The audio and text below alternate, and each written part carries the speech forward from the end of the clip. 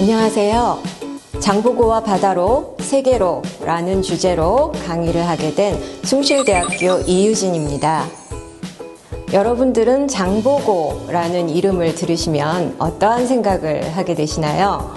우리에게 장보고는 신라시대 완도에 청해진을 설치해서 동아시아의 세계를 이끌었던 뛰어난 무장으로서 잘 알려져 있는 인물이 장보고입니다. 하지만 장보고는 뛰어난 장수로서 뛰어난 무공을 보여주었던 역사적인 인물이었을 뿐만 아니라 동아시아의 뛰어난 해상의 무역왕으로서도 잘 알려져 있는 인물이 바로 장보고입니다.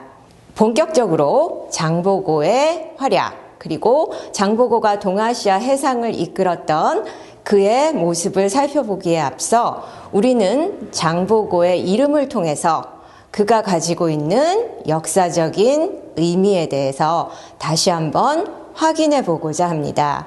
장보고는 신라시대 후반에 태어나서 활동했던 인물입니다.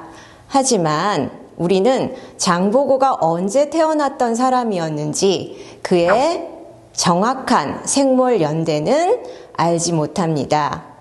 왜 그럴까요? 장보고가 살았던 신라시대는 골품제라고 하는 굉장히 강력한 그러한 신분제 사회에 의해 유지되고 있었던 국가입니다. 신분제가 모든 사람들의 생활을 좌우하는 그러한 사회에서 장보고는 천민이라고 하는 신분으로 태어났습니다. 완도 근처의 작은 섬에서 천민으로 태어난 장보고이기 때문에 어린 시절에 그에게는 장보고라고 하는 이름이 주어지지 못했지요. 왜 그러냐 하면 고대에 성과 이름을 가질 수 있었던 사람들은 대부분 상위의 귀족들 혹은 지배계층들만이 성과 이름을 가지는 인물로 활동할 수 있었습니다. 조그마한 섬에서 태어났던 장보고, 천민의 소년이었던 장보고이다 보니 이름을 가지기 어려웠겠죠. 그래서 아마 어린 시절의 장보고는 궁보 혹은 궁파라고 하는 이름으로 불리웠다라고 합니다. 그것은 우리말로 하면 활보 혹은 활바라고 하는 이름으로 부를 수 있다고 하는데요. 이러한 의미는 장보고가 굉장히 활을 잘 쏘고 무예에 능했던 그러한 소년이었기 때문에 당시에 어린 장보고를 사람들이 활보, 활바라고 불렀고 그것을 이제 한자로 기록을 하다 보니 궁보, 궁파라고 하는 이름으로 기록했다고 합니다. 장보고가 장보고라고 하는 이름으로 본격적으로 불리우게 된 것은 장보고가 완도를 떠나서 중국에 건너가면서부터 그런 이름을 가질 수 있게 되었습니다. 자, 완도의 작은 섬에서 천민으로 태어났던 장보고가 어떻게 중국으로 건너갈 수 있었을까요? 당시는 귀족, 지배계층들도 국가의 허락 없이 함부로 외국으로 나갈 수 없는 그러한 사회였습니다. 그런데 천민이었던 장보고가 신라를 떠나 중국으로 그것도 배를 타고 건너갔다라고 하는 것은 누구나 할 수 있는 그러한 행동은 아니죠. 그러나 장보고는 중국으로 건너갔고 뿐만 아니라 중국에서 문영군이라고 하는 절도사의 병사로 들어가서 그곳에서 뛰어난 활약을 보이고 그 군功을 인정받아서 문영군의 군중소장이라고 하는 지위에까지 올라갑니다. 그러한 그의 업적이 중국의 기록으로 남으면서 장보고라고 하는 이름을 가지게 된 것이죠. 그러나 장보고는 이러한 중국의 문영군의 절도사로서만 자신의 삶을 영위한 것이 아닙니다. 이후 장보고는 동아시아 해상에서 당과 일본 사이를 왕래하는 뛰어난 무역 상인으로 활약하게 되는데요. 그것을 우리가 일본 쪽에 남아있는 기록들을 통해서 확인해 볼 수 있습니다. 우리들이 보고 있는 우리나라에서 표준 영장으로 제작한 장보고의 영상을 보시더라도 장보고는 갑옷을 입은 아주 강한 모습의 무장으로 그려져 있습니다. 그러나 일본 역사에 기록되어 있는 장보고는 무인으로서 뿐만 아니라 뛰어난 해상무역가로 기록되어 있는데요. 일본 쪽 기록에서 장보고를 표기할 때 장보고의 이름을 한자로 보배 보자에 높을 고자를 써서 기록을 하고 있습니다. 장보고의 이름을 이렇게 표현하고 있는 것을 보면 뛰어난 재물을 굉장히 많이 보유한 뛰어난 무역상으로서의 장보고의 위상을 일본은 충분히 인정하고 그러한 뛰어난 무역상으로서의 장보고를 기록하고 있는 것입니다. 그렇기 때문에 우리는 우리 역사에 남아있는 기록보다 더 많이 중국과 일본에 남아있는 기록들을 통해서 장보고가 과연 어떠한 사람이었고 장보고가 어떠한 활동을 펼치고 있었는지를 살펴볼 수 있게 되었던 것입니다. 장보고라고 하는 인물이 단순한 신라인에서 그치지 않고 중국과 일본으로까지 그 이름을 널리 펼치면서 세계인 장보고로 활약할 수 있었던 모습을 이제 여러분들과 본격적으로 살펴보도록 하겠습니다. 앞에서 말씀드린 대로 장보고는 완도의 작은 섬에서 태어났던 천민 소년입니다. 그가 삶의 터전을 기회의 땅인 중국으로 옮기게 되었던 이유는 무엇이었을까요? 함부로 국가의 허가 없이는 국외로 나가지도 못하는 그러한 엄격한 골품제라고 하는 신분제가 유지되고 있었던 사회에서 장보고가 중국으로 건너갈 수 있는 기회는 그렇게 많지 않았을 겁니다. 장보고가 중국으로 건너가게 되었던 계기는 아무래도 우리가 그 당시에 신라와 주변국들의 상황 속에서 살펴볼 수밖에 없을 것 같은데요.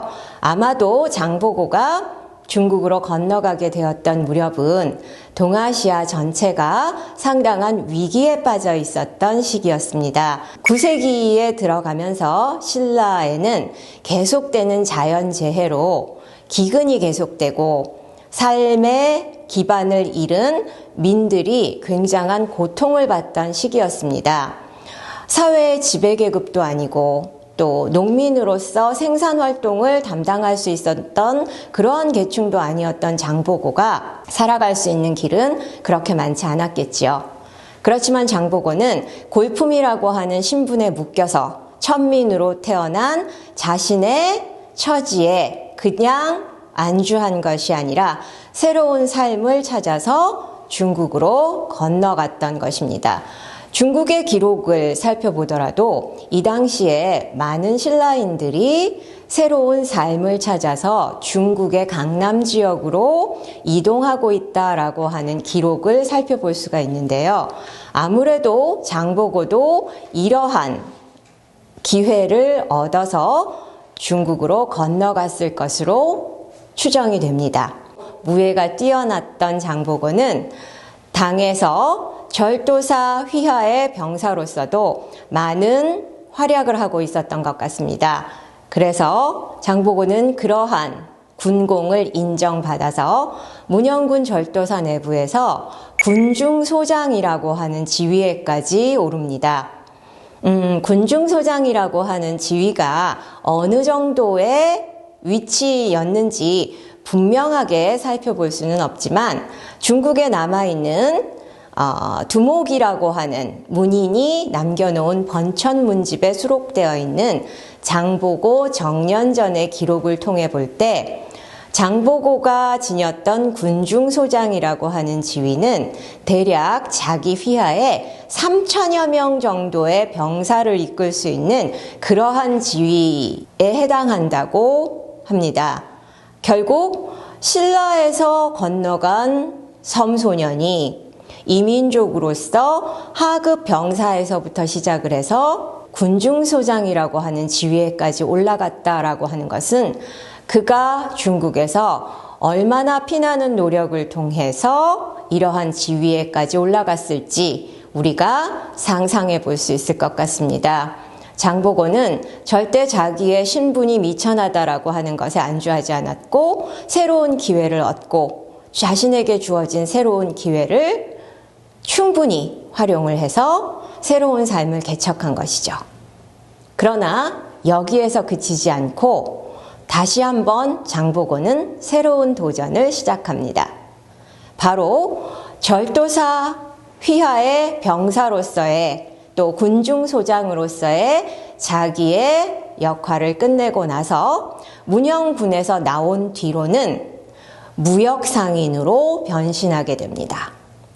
당시 장보고는 중국과 일본을 연결하는 동아시아의 해상을 왕래하는 그러한 국제적인 무역 상인으로까지 발돋움하게 되는데요.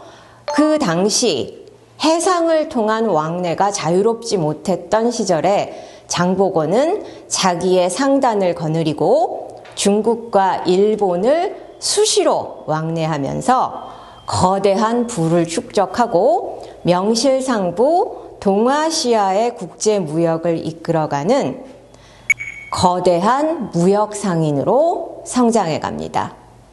그러한 무역 활동을 통해서 당시 장보고는 막대한 부를 축적을 하게 되지요. 그러나 장보고는 자신이 이룬 그 어마어마한 부를 자신 혼자 독점하는 데 머물지 않았습니다. 지금 우리가 얘기하는 노블리스 오블리주를 실천하는 모습을 보여주는데요. 당시 중국에서 살아가고 있었던 제당 신라인들을 위해 환원합니다. 당시 중국의 산동 반도에서부터 동남 해안을 따라 내려오는 광대한 지역에 신라로부터 건너갔던 많은 신라인들이 자신들의 마을을 형성하고 생활을 하고 있었습니다. 그러한 마을을 우리는 당에 살고 있는 신라인들의 마을이다 라고 해서 제당 신라인 마을이라고 얘기를 하고요. 또 그러한 제당 신라인들의 마을은 서로 유기적으로 연결을 하면서 제당 신라인 사회를 형성하고 있었습니다. 장보고는 바로 그러한 제당 신라인 사회에 자신이 축적한 부를 환원해 준 것이죠.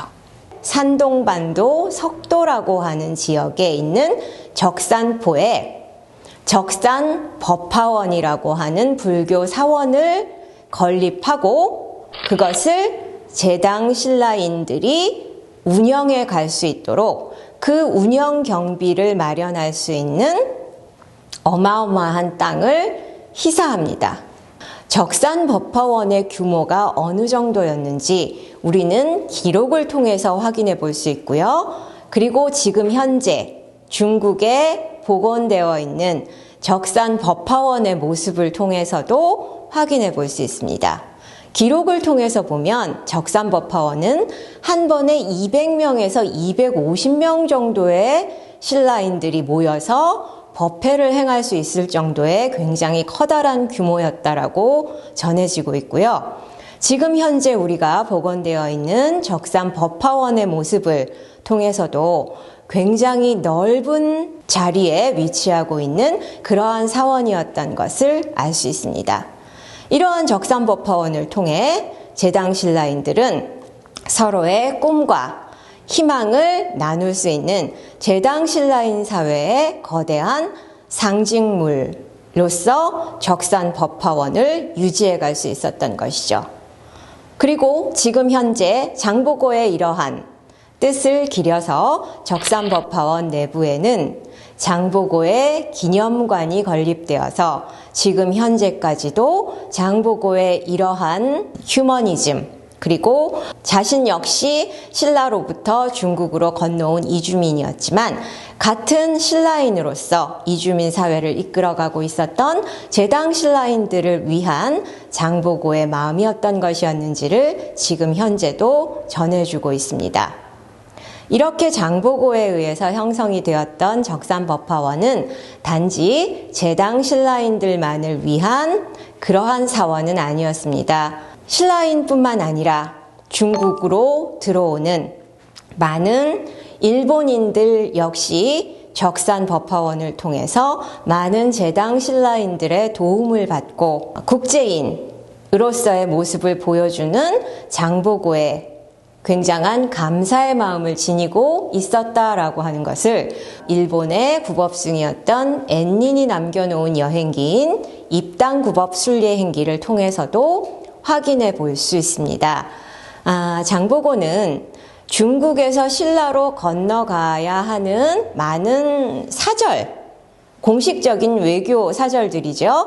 이러한 사절들을 적산법화원을 통해서 지원해줬고 또 신라에서 거꾸로 중국으로 들어오는 신라의 외교 사절들도 지원을 해줬을 뿐만 아니라 신라와 일본의 많은 국법승들, 민간의 승려들까지도 후원을 해주면서 그들이 중국에서 조금 더 편의를 통해 중국에서의 국법 활동이라든가 중국에서의 활동을 이어나갈 수 있도록 후원을 해주고 있었다라고 하는 것이 우리의 기록에는 남아있지 않지만 멀리 일본의 기록에 굉장히 상세하게 남아있어서 우리가 과연 장보고가 어떠한 활동을 통해서 당시의 동아시아 사회를 이끌어가고 있었는지 알 수 있습니다.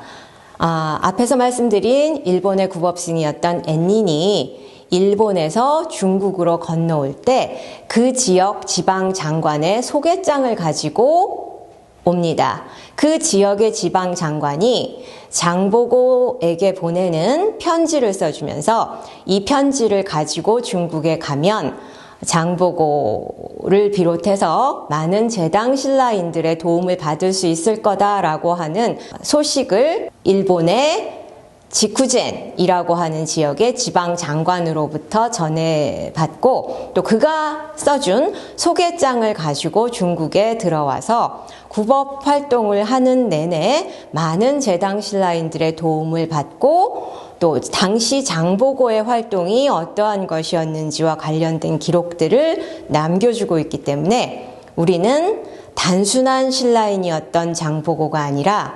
세계인으로 발돋움하고 동아시아의 해상을 이끌어가고 있었던 장보고의 활약을 알 수 있게 된 것입니다. 중국이나 일본에 남아있는 이러한 기록을 통해서 우리는 지금 현재까지도 세계인 장보고, 동아시아인이었던 장보고의 위상이 어떠한 것이었는지 알 수 있고요.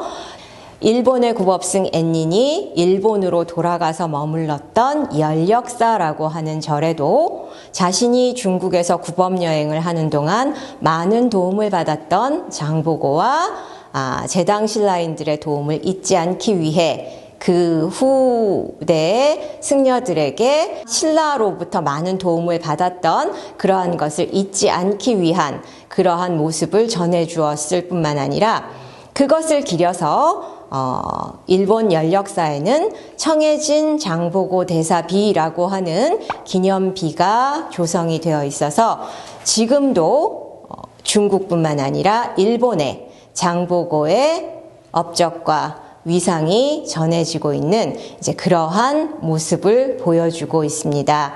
동아시아에서 이렇게 뛰어난 활약을 펼쳤던 장보고는 중국에서 다시 바다를 건너 신라로 돌아옵니다. 동아시아의 해상에서 당과 일본을 왕래하는 거대한 무역상으로 성공한 장보고는 왜 다시 신라로 돌아올 수밖에 없었을까요? 그것은 장보고가 당과 일본을 왕래하면서 목도하게 된 신라 양민들의 비참한 참상 때문이었습니다. 당시 동아시아 해상에서는 해적들의 약탈, 그리고 해적들이 신라라든가 일본의 양민들을 잡아다가 중국의 노예시장에 노예로 팔고 있는 그러한 비참한 모습들이 이루어지고 있었습니다. 특히 신라의 양민들은 신라노라고 해서 중국에 있었던 노예시장에서 굉장히 각광받는 그러한 노예로 많이 팔려나가고 있었습니다. 장보고는 그러한 신라 양민들의 비참한 생활을 보게 되었고 그것을 그대로 넘기지 못해서 결국 자신이 동아시아에서 준동하고 있는 해적을 소탕해서 동아시아의 바닷길을 안전하게 개척해야겠다라고 하는 그러한 결심을 하고 828년 다시 고국인 신라로 돌아오게 됩니다. 새로운 삶의 길을 찾아서 떠났던 천민 소년이 거대한 동아시아의 무역상으로 성공하여 신라로 다시 돌아오게 된 것이죠. 이러한 장보고는 당시 신라의 흥덕왕을 만나서 흥덕왕에게 자신이 동아시아의 해상에서 준동하고 있는 해적을 소탕하고 바다를 맑고 안전한 곳으로 만들겠다라고 하는 의견을 흥덕왕에게 아뢰고 흥덕왕은 장보고의 이러한 뜻을 받아들여서 장보고에게 10,000명에 달하는 군사를 내려주면서 완도에 청해진을 설치해서 장보고에게 동아시아의 해상의 안전을 부탁합니다. 청해진 대사라고 하는 그러한 지위에 오르게 된 것입니다. 자, 지금의 완도에 가면 장도라고 하는 조그만 섬이 있습니다. 그곳이 바로 장보고에 의해서 형성이 된 청해진 유적지로 알려져 있는 곳입니다. 완도를 거점으로 해서 당시 동아시아에서 준동하고 있었던 해적을 소탕하게 되었고요. 뿐만 아니라 이 청해진을 동아시아 해상무역의 전진기지로까지 발전시킵니다. 그러면서 당시 우리나라를 중심으로 하는 동남 해안의 크고 작은 군소 해상들을 하나로 통합해서 거대한 신라의 상단을 완성하고요. 자신이 근거지로 삼고 있었던 중국의 제당 신라인 사회와 연결하고 또한 일본과의 무역도 연결을 하면서 완도의 청해진을 거점으로 중국과의 무역을 주도하고 일본과의 무역을 주도해 나갑니다. 여러분들이 지도에서 보시는 대로 우리나라 남쪽에 설치된 청해진이 결국은 중국의 제당 신라인 사회를 연결하고 또 일본의 큐슈 쪽에 형성되어 있었던 대제부라고 하는 무역기구와 연결을 하면서 중국과 우리나라와 일본을 연결하는 동아시아의 삼강무역을 주도해 가게 됩니다. 그래서 장보고는 완도의 청해진에서 중국의 제당 신라인 사회로 대당매물사라고 하는 무역 상단을 정기적으로 중국에 파견해서 중국과 신라의 교역을 주도했고요. 또 일본의 대제부라고 하는 곳으로는 회역사라고 하는 무역 선단을 역시 파견을 해서 일본과의 무역을 주도합니다. 결국 장보고는 완도의 청해진, 그리고 중국의 제당 신라인 사회, 그리고 일본의 대제부를 중심으로 형성이 되어 있는 무역 기지 세 곳을 연결해서 동아시아의 삼강 무역을 이끌어가면서 당시 동아시아 해상을 통한 국제무역상 해상왕 장보고의 위상을 건립해 나갔던 것입니다. 바다를 지배하고 있는 자가 세계를 제패한다라고 하는 말을 우리는 장보고의 이러한 활동을 통해서 확인해 볼 수 있습니다. 동아시아의 국제무역상으로 발돋움했던 장보고는 거기서 그치는 것이 아니라 신라 중앙의 정계로까지 진출하는 그러한 영향력을 키워나가게 되는데요. 당시 신라 사회에서는 계속되는 왕위 쟁탈전, 왕위 계승전을 통한 혼란이 계속되고 있었습니다. 이러한 와중에 장보고는 김우징이 신무왕으로 즉위하는데 많은 공헌을 하게 되고 결국 신무왕으로 즉위하는 김우징의 1등 공신이 되면서 신무왕으로부터 가미군사라고 하는 칭호를 받게 됩니다. 이제 경제력뿐만 아니라 정치적인 면에 있어서도 장보고의 영향력은 더욱더 커지고 있었던 것이죠. 뿐만 아니라 신무왕의 아들이 문성왕으로 즉위하는 과정에서도 장보고는 많은 뒷받침을 해주게 되죠. 그러다 보니 문성왕은 즉위 후에 장보고에게 진해장군이라고 하는 칭호를 보태주었을 뿐만 아니라 장보고의 딸을 자신의 두 번째 왕비로 맞이하겠다라고 하는 약속을 할 정도로 이제 신라 사회에서의 장보고의 위상은 따를 자가 없을 정도로 커지고 있었습니다. 이렇게 커지고 있었던 장보고의 위상은 그러나 반대로 당시 엄격한 골품제를 통해서 귀족으로서의 지위를 유지해가고 있었던 다른 중앙의 귀족들에게는 많은 위협이 되었던 것이겠죠. 그러다 보니 계속해서 세력을 키워나가고 있는 장보고에 대한 중앙 귀족들의 적대의식 그리고 장보고에 대한 견제는 나날이 커져갔고 그러면서 장보고의 딸을 왕비로 받아들이는 것을 반대하게 됩니다. 그들이 장보고의 딸을 왕비로 삼을 수 없다고 반대한 이유, 삼국사기는 장보고는 해도인 출신으로 그 신분이 측미하다라고 기록을 해서 여전히 신라는 골품제라고 하는 신분제 의식이 강하게 남아있는 사회라고 하는 것을 다시 한번 보여주고 있습니다. 중앙 귀족들의 장보고에 대한 이러한 적대의식은 결국 장보고에게 장보고가 자신이 딸이 왕비가 되지 못한 것에 불만을 품고 국가의 모반을 계획했다라고 하는 누명을 씌우게 되고 이러한 누명을 쓰게 된 장보고는 841년 염장에 의해서 암살당하면서 결국 동아시아의 해상왕으로 원대한 꿈을 이어가고 있었던 장보고의 꿈은 좌절되고 맙니다. 장보고가 죽고 10여 년이 흐른 851년 장보고에 의해서 형성이 되었던 청해진마저 폐쇄되고 그곳에 살고 있었던 사람들 역시 김제의 벽골제로 강제 이주당하면서 동아시아의 해상무역을 이끌었고 또 해적들을 소탕하는 동아시아 최고의 무역 전진기지였던 청해진은 이렇게 최후를 보이게 됩니다.